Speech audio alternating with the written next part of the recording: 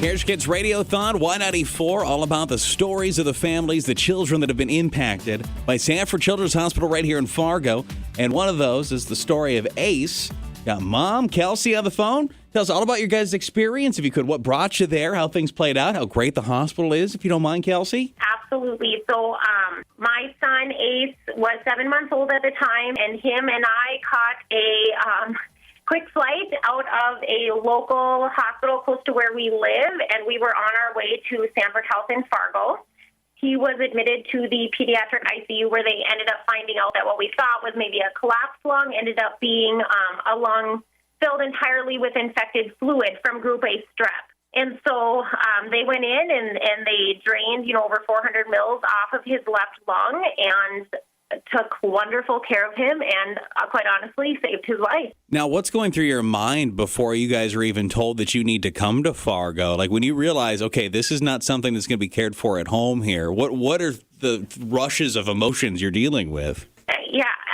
It happened so quickly. It started the day as over the next 5 to 7 days, he should be better. You guys should be out of here, to he's not going to make it through the night if we don't get him somewhere. And I knew that answer was Sanford Children's in Fargo. I mean, my husband and I knew that. We knew that if we did not catch that flight, that, he wasn't going to make it. We knew that. It was what needed to happen in that situation.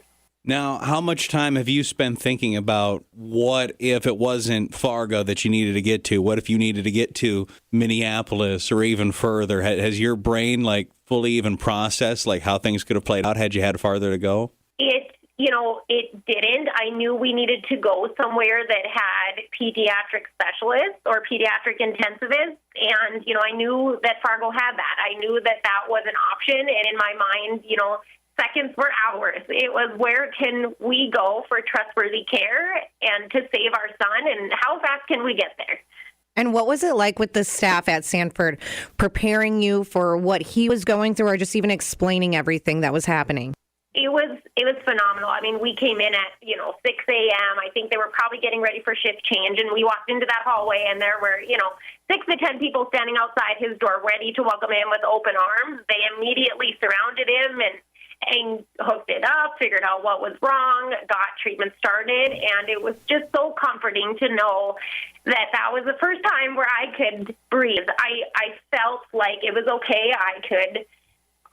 Not relaxed, but I knew that he was where he needed to be, and I trusted them wholeheartedly, and we were just so thankful that we had made it there. We have people listening to this radiothon, and the whole idea is to inspire them to pick up the phone and make a donation to the Children's Hospital at 478 Kids. What would you say to other parents and adults listening in the Fargo-Moorhead area to inspire them to become part of this?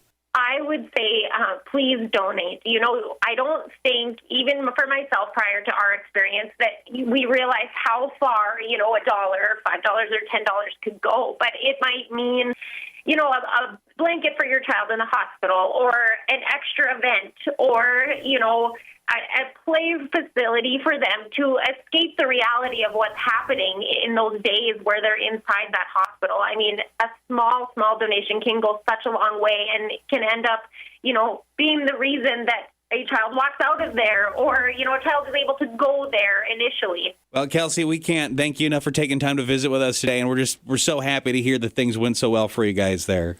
Thank you, guys. Appreciate it, Kelsey. It is the Cares Kids Radiothon, and for kids like Ayce and Mama Kelsey there, you call 701-478-KIDS, and I think just worth a reminder, Ayce is 7 months old when this happens.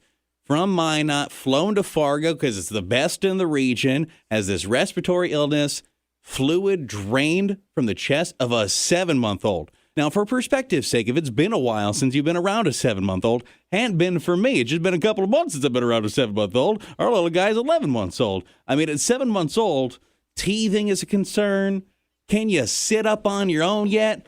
How we doing with crawling? These are the kinds of concerns you should have for your 7-month-old. Oh, man, another rough night. Teething was bad tonight. Not fluid in their chest. Thank goodness that Ayce had a hospital like this just a quick flight away, because otherwise, Kelsey she's very honest about it. She's not sure her kid would be here otherwise. Yeah, Kelsey said, We knew we had to get to Sanford. We knew we had to get to that children's hospital. And she said once they arrived there, they were ready for Ayce. And she said she could finally breathe. It was like that peace of mind knowing you're at the hospital. This is where you need to be. These are the people. They have the equipment to take care of your kids. 65 kids in the hospital today. You can help them by donating, by texting kids to 35270 or calling 701-478-KIDS. We have just cracked the surface of stories you're going to hear on the Cares for Kids Radiothon year 24, the 24th year that Y94 has got to share these wonderful stories with you on the Cares for Kids Radiothon in 24 years of miracles that you've been part of. 701-478-KIDS, the story of Jack in 3 minutes. Here's a kid. Here's a number to call. Make a 20 by 12 donation. Call 478-KIDS. That's 478-5437. Or toll free to 1-877-478-KIDS on the 702 Cares for Kids line. Please call in your pledge right now. Together we can help the kids. Thank you. Thank you. Miracles are made by people like you. Call now. It's the Cares for Kids Radiothon on Y94.